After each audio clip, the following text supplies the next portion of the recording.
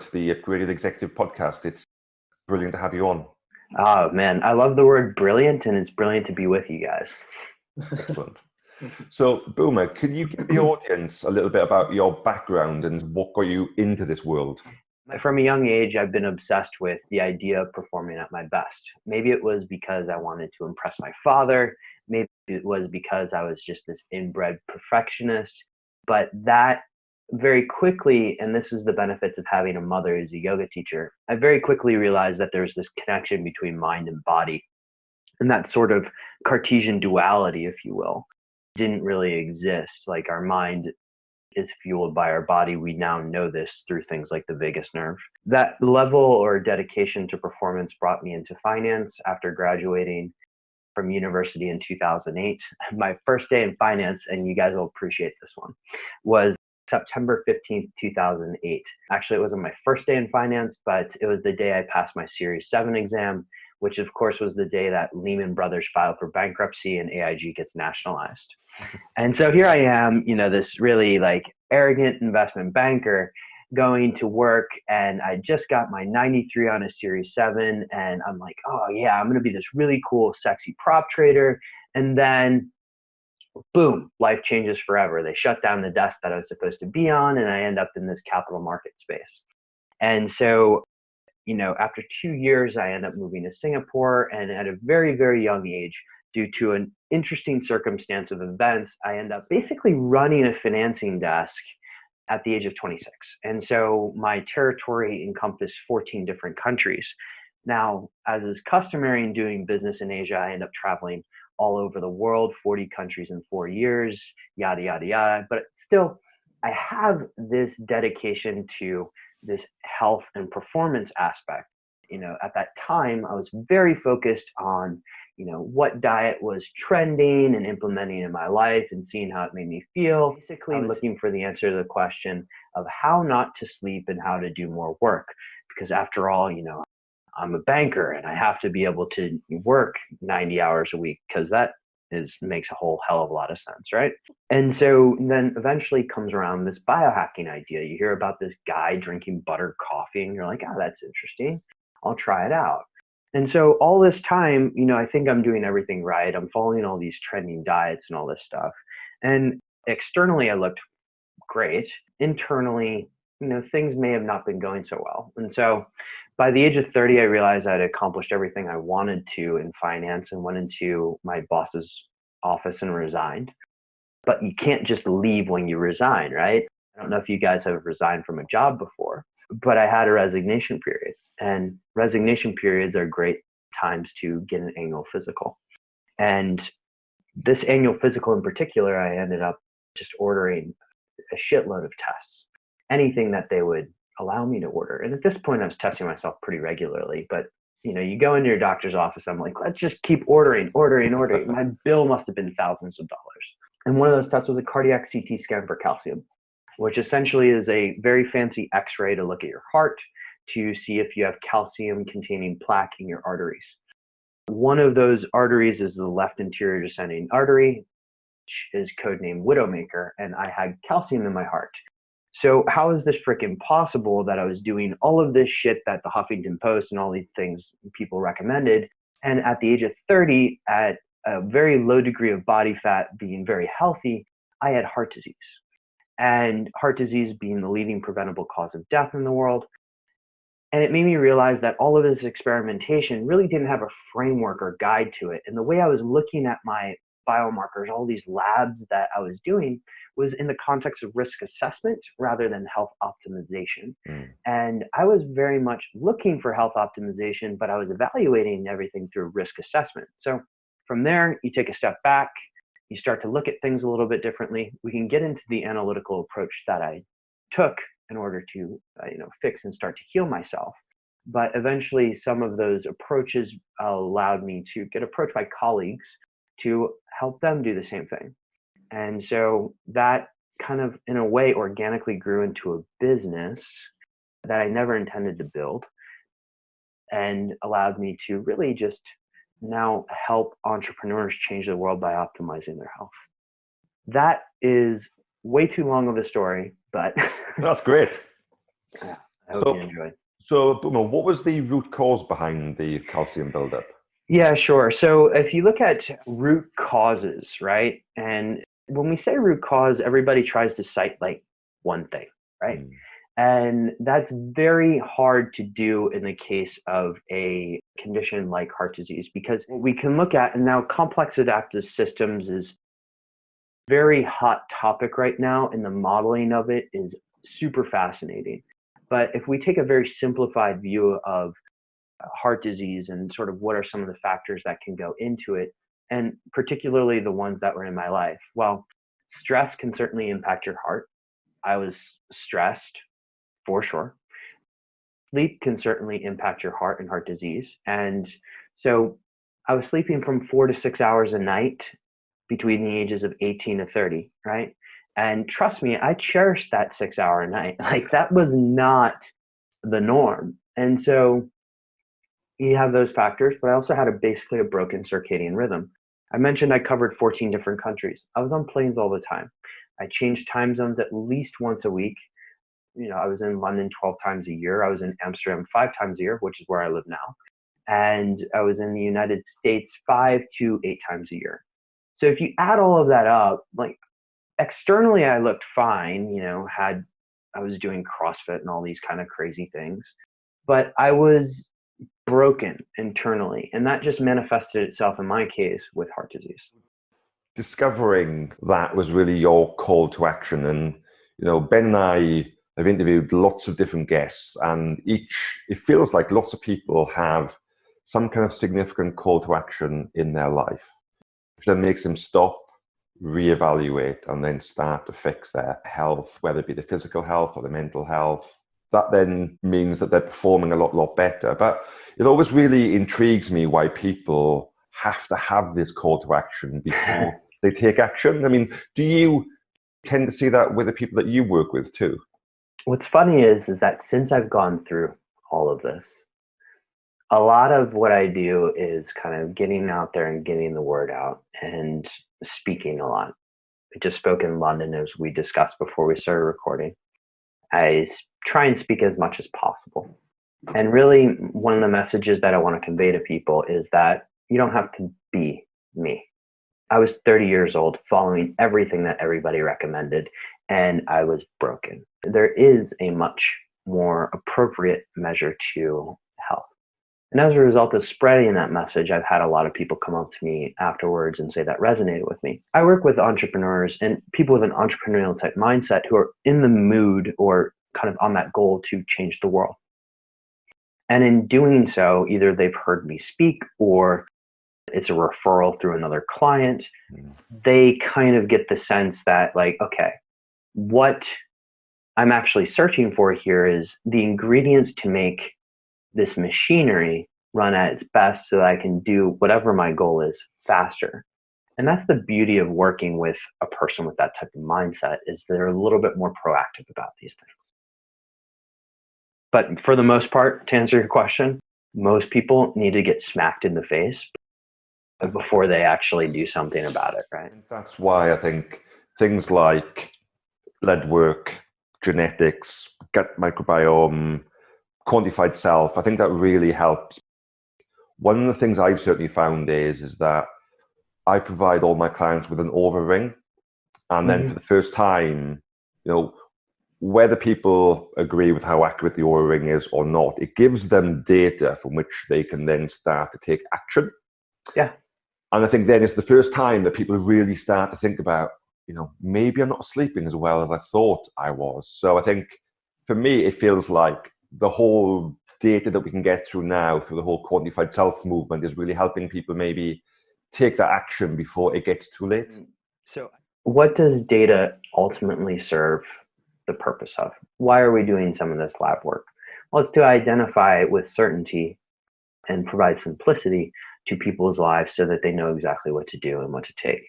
But data also has the corollary benefit that you've touched on, which is that it really helps gain buy-in from the person who's seeing it, right? Like seeing the fact that let's say you take a look at the Krebs cycle and you realize that, oh, okay, malic acid's a little bit broken here. well, how do we get the right cofactors in there in terms of enzymes or minerals in order to make sure citric acid cycle or Krebs cycle is working properly? And then that just serves as that visual serves as a way for people to say, oh, yeah, maybe I should take action. So data to me is the ultimate buy-in. And Boomer, what made you create the Decoding Superhuman podcast? So when I was trying to figure out my own situation and sitting here and saying, like, how do I fix my heart condition, but also how do I kind of build this operating model, finance background, looking at operating models. How do I build the operating model for the human body? And the podcast came about in sort of the sense that I wanted to speak to experts around the world. I wanted to do it for as cheap as possible because I was funding it myself. And it turned out the best way that I could think of to get a free consultation, essentially, is to start a podcast. Like, hey, come tell your story to my audience. Let me ask you a bunch of questions, which are helping me in a way. And then, let's see what can come of it. And in reality, if you look at a lot of the episodes, almost 90% of the episodes, a lot of these questions come from my curiosity. A lot of the guests that are on there, you can kind of tell with sort of a seasonality of it, what I'm exploring.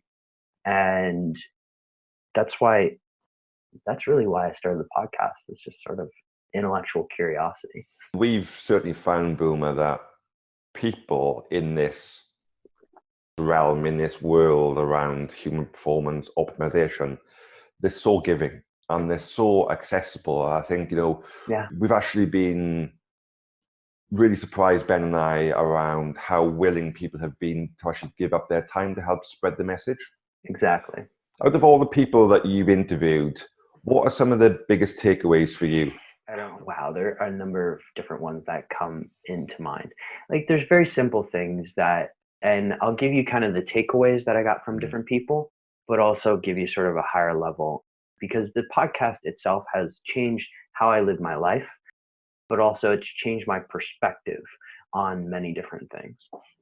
And so there were little key takeaways, like Wolfgang Unsold came on the podcast. Wolfgang Unsold, he's an Olympic strength trainer for numerous different athletes, UFC fighters, but also the German speed skating team. And he came on and he talked about the idea of salt, lime juice, a little bit of it, and water first thing in the morning. And it was like just a tiny little hack like that was able to elevate my energy quite significantly first thing in the morning. Now, the way that acts, I come to later find out, is by raising cortisol. Cortisol helps us wake up in the morning, etc. But the lime helps really rebalance our gut. And that's been very, very helpful for my overall energy. And there's deliberately what I sought to do was tease out those little hacks that, because my audience is time constrained professionals, what are the things that you can do in 5 minutes, 2 minutes, 10 minutes per day that would really lead to exponential change in your life? And so Wolfgang's was one. Then we can get into some of the stuff that, Scott, who I know you guys are going to speak to soon, as well as my mentor, Dr. Ted, talked about around the concept of holobiont. And I can define that here in a little bit, but that whole concept of holobiont and looking at health optimization is really a function of optimizing the health of your organisms has profoundly changed my life. In fact, so much so that, I'm running the head of health optimization practice, which is a division of the Home Hope Foundation here in Europe. That's how much I believe in it. There's just dozens and dozens of those things that I can go through, like talking to Stephen Gundry about lectins and really lipopolysaccharides. And there's so many different things. So if you had a vertical you want me to focus on, whether it be nutrition or sleep or something, I can certainly get into that as well. What's your view around nutrition? Because I think, if I'm right, aren't you a qualified nutritionist? So I'm certified to practice clinical metabolomics. I have, certifications from functional diagnostic nutrition, as well as, in epigenetics and so many other different things. qualified nutritionist is a very specific term which applies to somebody who's gone through nutrition school. I'm familiar with dealing with nutrition, but I'm not a registered dietitian, for instance. Right. So if you don't mind, I can jump right into your question about what type of person am I, right? And I'm going to sit in between and say I am a data-driven person. Now, let's walk through what that actually means, right? Because you have carnivore and you have vegan, and they kind of sit on opposite ends of the continuum, and that's great. And for some people, carnivore may work, seems to work very well with autoimmune conditions. And for some people, vegan may work, although there are some lifestyle modifications that we may need to make in order to optimize that work. Where I sit is kind of in the middle and say, okay, what does the data actually tell me? Because we now have the technologies to assess ourselves at the level of the genome, and the genome's the blueprint for where we're going, right? But we can also take that down, not just to the proteome or the transcriptome or anything. We can take that down all the way to the level of the metabolome. And the metabolome will really, in assessing the metabolome, will allow us to see what nutrients we are missing, what nutrients we are deficient in or have too much of. And then we can go through this art of really nutrient balancing, because our bodies are actually a system of network. And to really optimize the network, you're not just going to throw a whole shitload of vitamin C at it. Well, no, you want to make sure that you have where the network is in terms of health, and then you want to balance the network, because that's what we do with networks. And so that balancing and having all that data allows me to balance the network in the context of the person. So I don't necessarily care if you are keto, if you are vegan or vegetarian, if you are, there's certain aspects to those particular diets, by the way, which may require further supplementation or lifestyle modification, or if you're a carnivore. I just want to make sure that you, at a cellular level, which is where I focus, are running optimally. We interviewed the Carltons, so Jason and Myra Carlton, Yeah. and they had a very similar approach, really. They were saying it doesn't matter what diet you have or which one you adopt, you're going to have some level of micronutrient deficiencies, or you want to try and plug those gaps, which I thought was a brilliant way of looking at it. And it sounds like your philosophy is similar. What I value is certainty, and I value performance at the highest level. And once you've had a taste of what it's like to perform at the highest level, you never really want to perform at 60%, right? And so how do we get you to that highest level? Well, we need to assess, and we need to regularly assess and maintain the system. That's essentially the principles of health optimization, right? Is just sort of assessing and maintaining the system. Then we look at different verticals for you. That could be at the metabolome, that could be at epigenetics. We can certainly look at circadian biology, but also your exposome and a few other things that will all contribute to the overall health optimization of you. You mentioned earlier holobiont. Yes. Holobiont. So holobiont is a term that, I guess, let's step all the way back here and I'll build this. Well, let's see if I can build this live, right? All right. So in the early 1900s out of Russia, there was something called the endosymbiotic theory. Are you familiar with this? Yeah.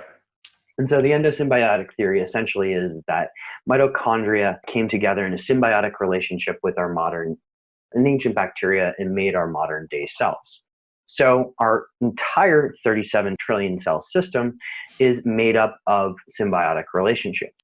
Now, this isn't the only symbiotic relationship that we have in our bodies. And if our bodies are actually our own ecosystem, we need to look at those different symbiotic relationships, because we have the skin, the gut, we have our oral area, and that's all called the microbiome. We have fungi that live within us, things like candida, which can be both good and bad, called the mycobiome. We have viruses that exist all throughout us. Not all viruses are necessarily bad. Sometimes they're dormant. And all of these ohms interact with our environment. We get influences from toxicity, sunlight. We know all of this, and that's called the exposome. And collectively, all of these ohms has a name, and that name was termed in the early 1990s by a doctor named Lynn Margulis and that was the Holobiont. And so what I like about that is that when you start taking a look at the Holobiont, and particularly with a lens of health optimization, when we're calculating for health optimization, it actually makes sense rather than looking at some of these biomarkers in isolation, that we actually start assessing our health in terms of really the health of our organisms. So, do we have the right balance in our microbiome? Do we have the right cellular nutrition in our metabolome? All of that stuff, frankly, it's a really exciting time to be alive, and it's going to only get more exciting because we couldn't assess this stuff as little as 15 years ago. Like the genome, we couldn't sequence, we couldn't know if we had ApoE status. That would lead to a significant increase for likelihood of cardiovascular disease and Alzheimer's if we consume saturated fat. We didn't know that we would have all of this information available to us. Now we can assess it. And if you can assess it, you can address it. I'm sure what gets measured, gets managed, gets used way too often. So, that is a really exciting thing. And it's just really taking a holobiont perspective to health optimization allows you to really take a different approach to, optimizing things like diet and exercise and all that stuff. What was the piece of tech that we came across, Ben? Was it WAVI, where you can take a brain scan in 4 minutes? So it's the electrical current with WAVI. That's and right, then Dr. Andrew Hill, he was using EEG devices. So if you look at WAVI and all of these, right, let's take a look at like broader technology. It's super exciting time because people are innovating on top of each other, and it's just like things are growing at such a rapid rate, right? Or like the idea of getting a brain scan like WAVI in your home was not possible before. Now, is WAVI different from going and getting like a 32 or 62 lead EEG? Yeah, it's a little different. It is really exciting to have these devices available to us in our home. What I'm also excited about when it comes to some of this testing, and I'm hoping that it does happen, is Moore's Law, right? And so right now, a lot of this testing that we've been talking about is kind of expensive. And yeah, I've built my life around being able to afford this testing, but in order to make it more accessible to everybody, which I do think everybody would benefit from this level of testing, there needs to be some sort of Moore's Law or accelerated Moore's Law. So, Boomer, what's really grabbing your attention currently from a tech point of view in the health performance optimization space? First things first, what is really exciting to me is this is going to be like the anti-tech answer, but I'll get into the tech answer in a second. So the anti-tech answer is this sort of coming back to nature element that you start to hear a lot more about. Yes, the Japanese popularized this, and I think the Faroe Islands are actually starting to prescribe it, or maybe it's Scotland, as a methodology to helping people reduce stress. We know that if you go and spend a decent amount of time in the forest, or not even a decent amount of time, a short amount of time in the forest, that your cortisol levels drop. And if I look at just broader statistics in the workplace and say that something like 80% of workers are disengaged or actively disengaged, coming back to nature and just kind of regrounding yourself, if you will, seems to be a trend that I love. Getting more sunlight is great for people. Those sort of little areas of health optimization that cost nothing are really exciting to me, because before, and we're going to get to gadgets here in a second, guys. Before it was like, okay, let's buy the latest gadget. Let's spend $300 on it. Now those gadgets have become $10,000. And let's spend a lot of money on it and see what actually happens. And now it's like, okay, this lowers the barrier to entry for people, so that if you want to experience the benefits of health optimization without really initially spending any money, go get some sunlight.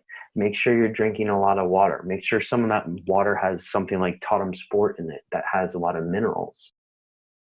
And making sure that you're just really starting with the basics and getting the foundations right. As I look around my room and just kind of look at the tech and the things that I am excited about, we'll do tech and then maybe I'll do one more at the end, depending on how much time we have. Yeah, sure, no worries. So from a tech standpoint, and I'm going to keep in mind the people that I work with, and that's the entrepreneurs. And you guys know what this is like, right? Like you have very little time, everything's scheduled. You need to do things. Inevitably, something blows up, it takes your time away from you, and man, all of a sudden you have no time for your health. What I love about some of the technologies that have come out is the idea of taking that into consideration. So no longer having to go to a gym and instead having something like your Carol bike or your X3 bar at home, whereby I can get an entire workout in 10 minutes. Now, I'm a type of person that I love to go to the gym and clang bang weights and like just have some fun with it. But that's not for everybody. And if you're an entrepreneur who's in the midst of raising a Series A and just pulling his hair out and he only has 10 minutes in a day, well, having some of these devices at home is very, very interesting. So anything that kind of accelerates the ability to exercise faster or recover faster is very, something like the New Fit, for instance, is just such an awesome device. And you guys need to get Garrett on the show. But just these types of devices that allow us to live this modern day lifestyle, but still keep us checked in to our health, that I've found to be a very interesting space. Ben and I both have the X3 bar. Got one sitting right here. Yeah. We've also interviewed Dr. John Jaquish too, and that was an awesome interview. But you mentioned Carol. You mentioned another device there that I've not come across before. So Carol is the bike where you do 2 20-second sprints. And I just, I love the Carol. I think it's very effective. I do admittedly, as I said earlier, like I love to go to the gym and throw some weights around when I have the time.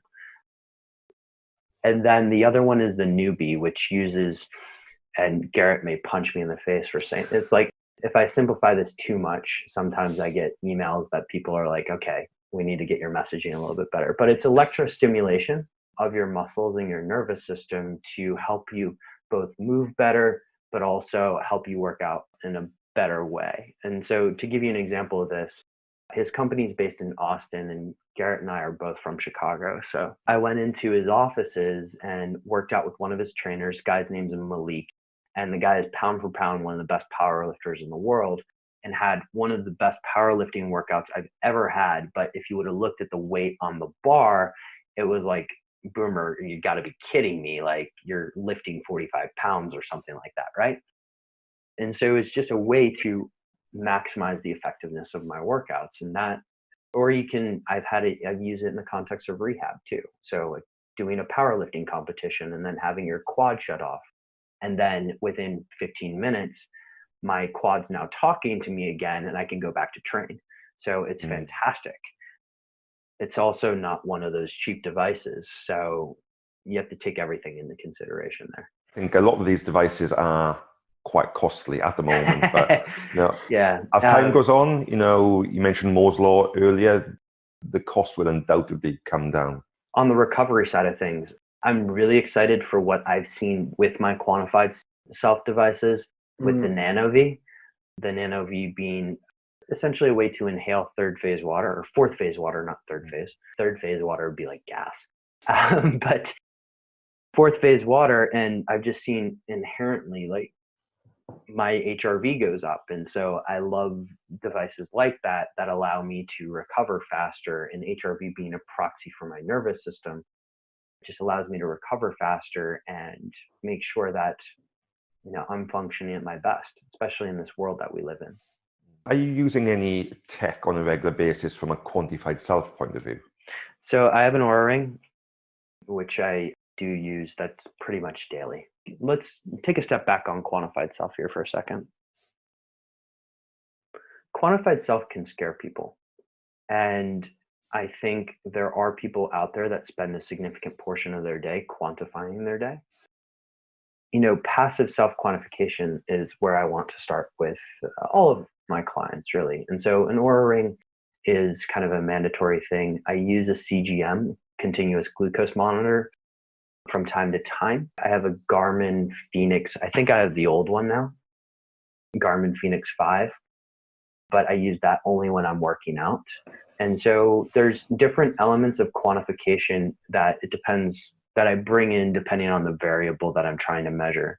And that could be anything from an EMF meter, so Gauss meter, if I'm looking at optimizing my home environment, to, pH sticks if I want to see that my pH in my body is going well. You mentioned sleep a few times, Boomer. In your experience, what are the things that people could do to really move the needle on sleep and have better quality sleep? Yeah, so I'm going to take the presumption that a show called Upgraded Executive has a certain type of person listening to it. And if you're a very driven person and you're working a significant amount of time, particularly at night, and particularly on screens, I'd be very wary of screen time. And there are things out there like Moment is an app that you can start to track screen time. But also, if you look at how to, and I'm not telling everybody to just go become a monk and live in the woods, right? When you start to look at screens, and not just the blue light, but also the lux, and adjusting that, and you can manipulate screens. And so f.lux is the one that everybody's heard of and usually uses. Night shifts what's on your phone if you have an iPhone. It's not particularly perfect. One of my favorites is a small company out of Bulgaria called iristech.co. And that one allows me to change and manipulate my screen both on an Android phone as well as Mac or Windows. But I also use Twilight on an Android phone, which I found to be very effective. So I'm very cognizant of light at night. I have LIFX here in my office. You can use Philips Hue, that's probably the most popular one. But manipulating light states at night so that I'm able to wind down a little bit better is helpful. I also think that people need a wind down sequence. If you are an upgraded executive, you probably need to find a way to just sort of unwind at the course of the end of the day. Now, for me, meditation has come back in force in this sense, both in the morning and at night, but also basic things like journaling and just storing shit out of your head somewhere else. David Allen's been on my show before, and I give GTD a lot of credit for allowing me to take on more in the finance world, but also allowing me to keep my head straight in this entrepreneurial world. Because if you're an entrepreneur or an executive, chances are there's always things going on inside your head. And so having a place to capture all of that is very, very useful. And that can become a part of your wind down sequence as well. I'm a big fan of David Allen getting things done. I think before I got into the world of optimizing myself from a physical, mental, and emotional point of view, I was hugely into productivity to try and, squeeze as much as I possibly could out of every moment in the day. Yeah. And I think you can still do that, but it's how do you do that and then at the end of the day be able to fall asleep, right? And so that is always the challenge, right? You mentioned meditation. Is that one of the things that you work with clients on to help them reduce their stress levels? With a client, we do a thorough amount of analysis. I can just kind of take you through the process, if you will. Yeah, of course. So if you come in and decide to work with me, up front, I'm going to do a rigorous amount of testing, both quantitative and qualitative. That includes blood, urine, stool tests, all to look at metabolites, but also looking at qualitatively where you are. And the reason why I say all of this in terms of process is some of those qualitative surveys will tell us where you are in your journey. And so if health optimization is a continuum, and on one side of the continuum you have nearly dead, and on the other side you have this epic individual, we try and plot you where you are on that continuum. And why do I do that? Because I want to meet the person where they're at. And when I meet the person where they're at, we can start to really self-direct or really direct where those micro habit changes are. And so, yes, would I love to have everybody meditating? At some point, it will happen.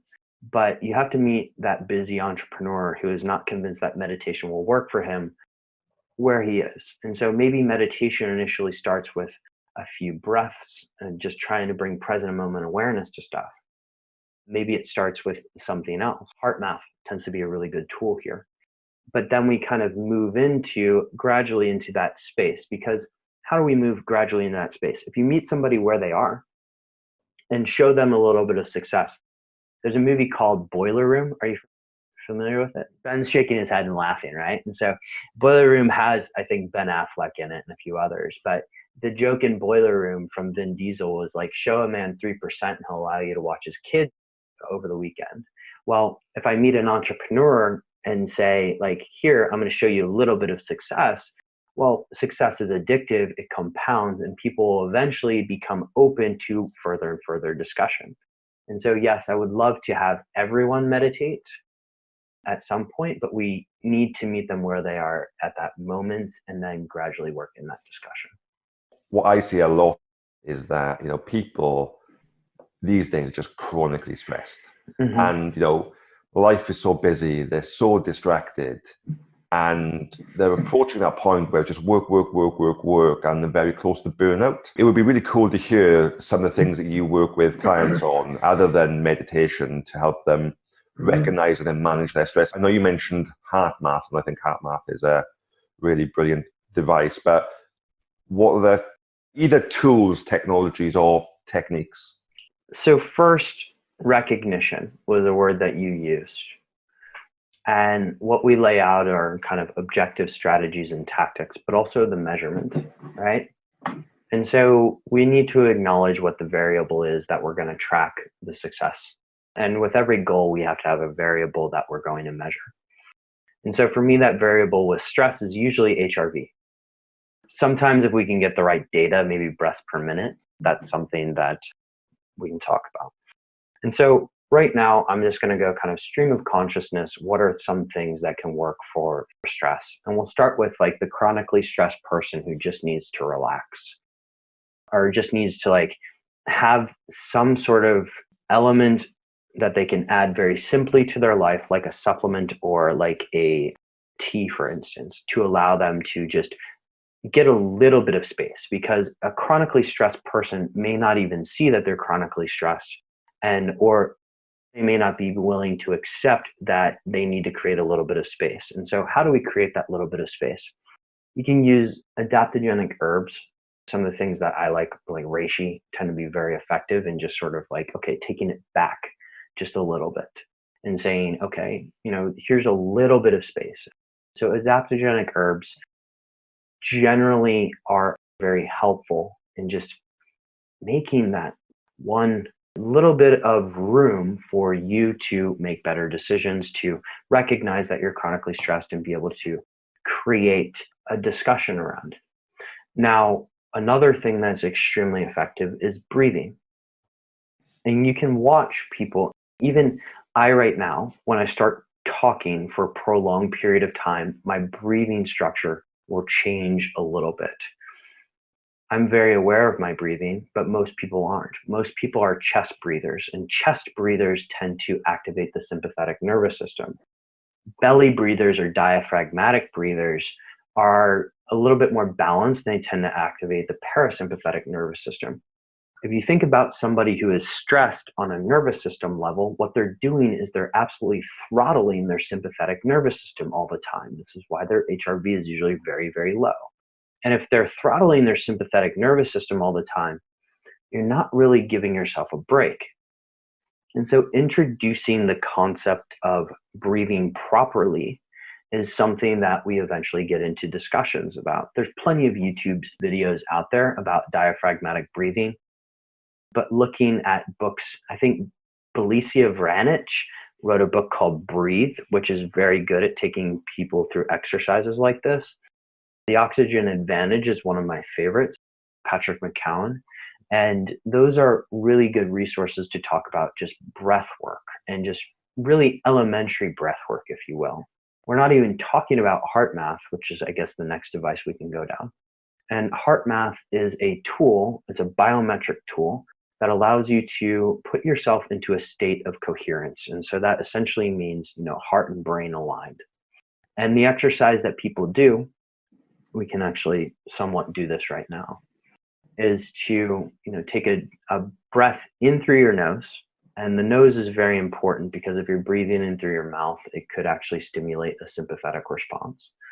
In through your nose, and really focus that breath on the area of your heart. And so if you do that enough times, maybe you mix in something like a gratitude practice and thinking about something that you're very happy about that makes you feel good.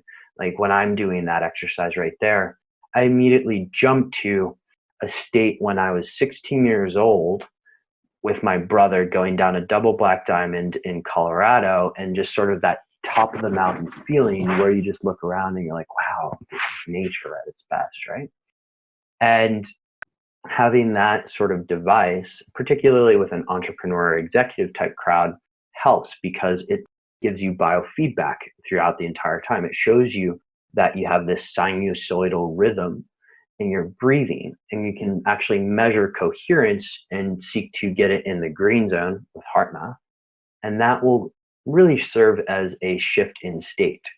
And as I mentioned earlier, once you've created space, once you've shown that success can be addictive, then people start to be more open to other areas of really exploring stress.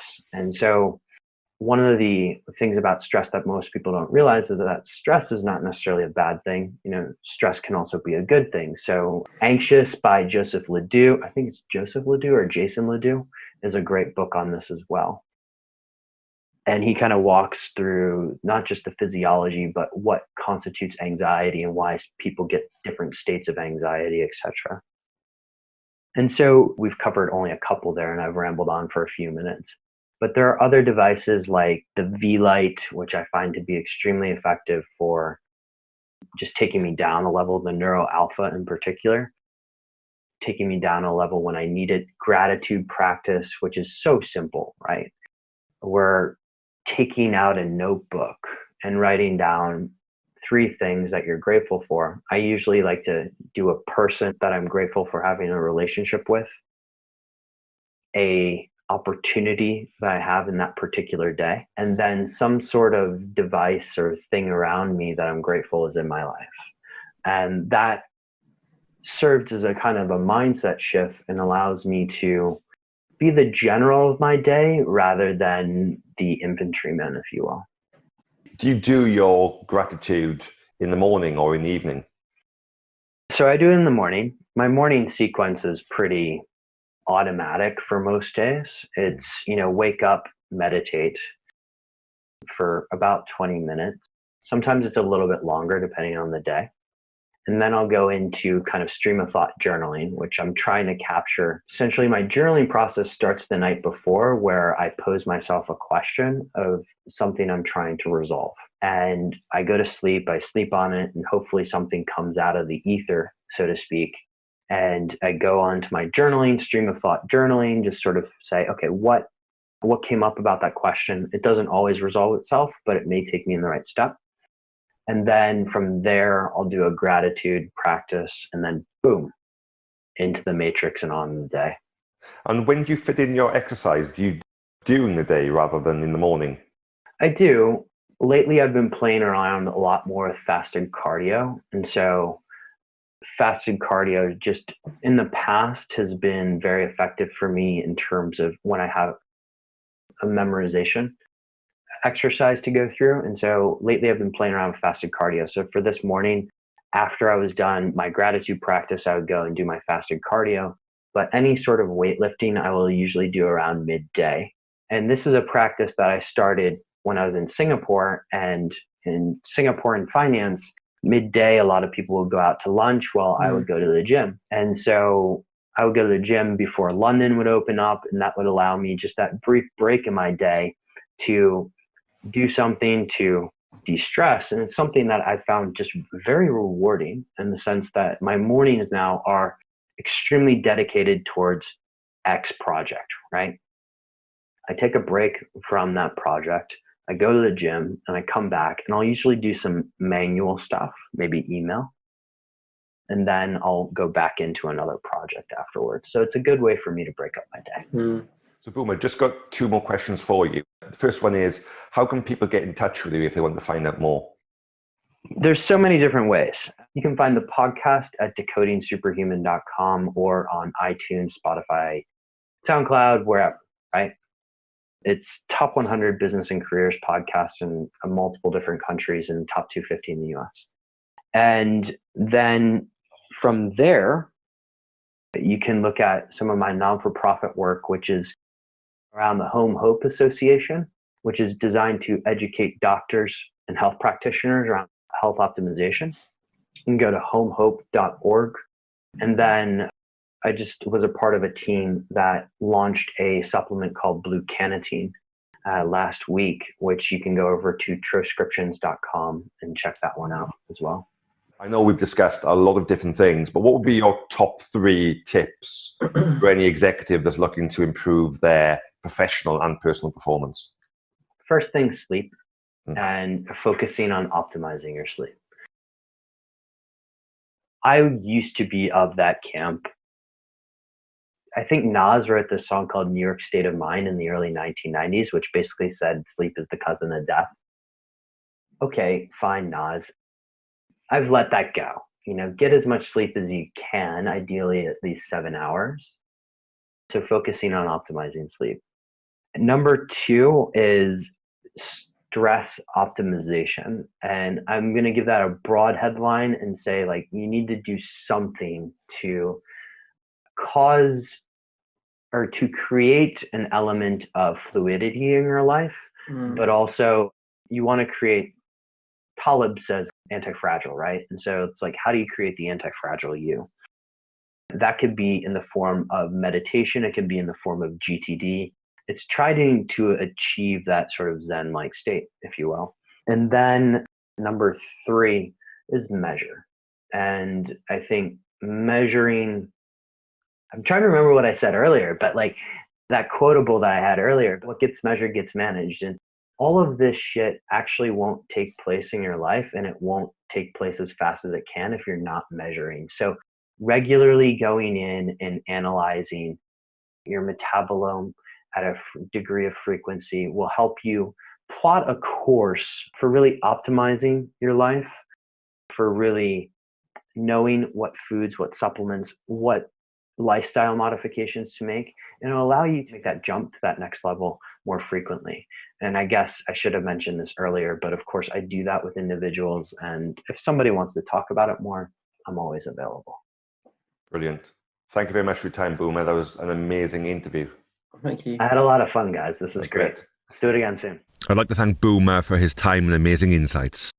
Remember, if you would like to access our content 1 week before it's released, please leave your details at www.upgradedexecutive.com/subscribe, and we will send you a special link so you can access the videos 1 week before we officially release them.